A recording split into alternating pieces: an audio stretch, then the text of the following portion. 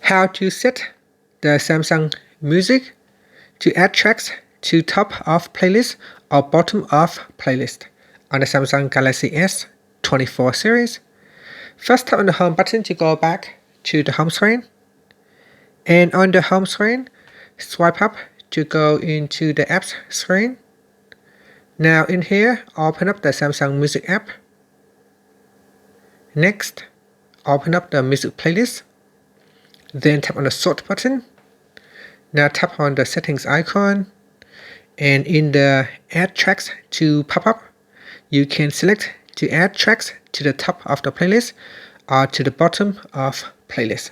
Select one of the two options and then tap on the back key to go back to your music player, or tap on the home button to go back to the home screen. Thank you for watching this video. Please like and subscribe to my channel for more videos.